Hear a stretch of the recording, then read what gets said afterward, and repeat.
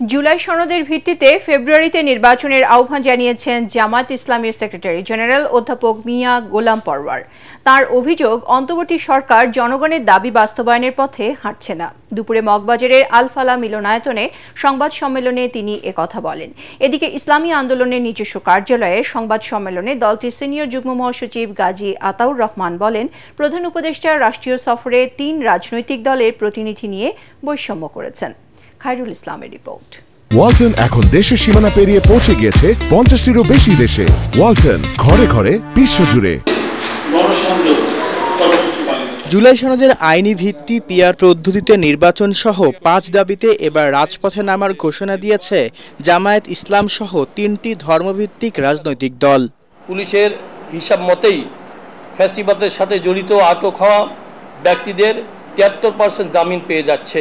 মঙ্গলবার আলাদা সংবাদ সম্মেলনে 1 অক্টোবর থেকে 9 দিন সারা দেশে গণসংযোগ, 10 অক্টোবর সকল বিভাগীয় শহরে গণমিছিল ও 12 অক্টোবর ডিসিদের কাছে স্মারকলিপি প্রদানের কর্মসূচি ঘোষণা করে জামায়াত ও ইসলামী আন্দোলন।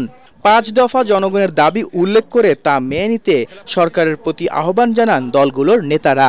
আমরা ওনাদের সামনে আমাদের যুক্তি উপস্থাপন করব, ওনারা আমাদেরকে বুঝাবেন, আলোচনার টেবিলেও এটা নিষ্পত্তি হতে পারে, সে সুযোগ রয়ে গেছে। সেই কারণে আমরা আমাদের কর্মসূচির মধ্য দিয়ে সংশ্লিষ্ট কর্তৃপক্ষ এবং দেশবাসী জনগণকে আমরা ম্যাচিউরড করছি এবং এই আন্দোলনের দাবি ইনশাল্লাহ পূরণ হবে। আমরা যে 5 দফা দাবি জানিয়েছি, এটা এই সরকারের অঙ্গীকার ছিল। তো আমরা চাই না এই সরকার ব্যর্থ হোক, তারা তাদের অঙ্গীকার পালন করুক, বাস্তবায়ন করুক, এটাই আমরা চাই।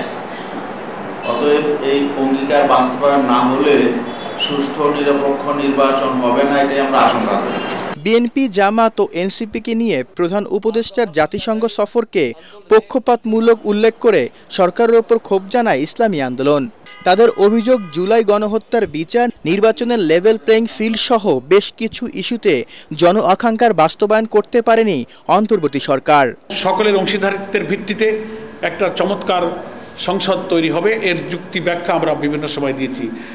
কার লাভ আর কার ক্ষতি, এটা আমাদের এই প্রস্তাবের সামনে বিবেচ্য বিষয় নয়। সরকারের উচিত না এমন কোনো কাজ করা যে কোনো রাজনৈতিক দলকে সেখানে প্রায়োরিটি দেওয়া অথবা কোনো রাজনৈতিক দলের পক্ষে অবস্থান করা, এটা তো ঠিক না।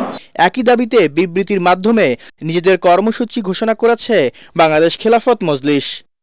খায়রুল ইসলাম, এটিএন বাংলা, ঢাকা।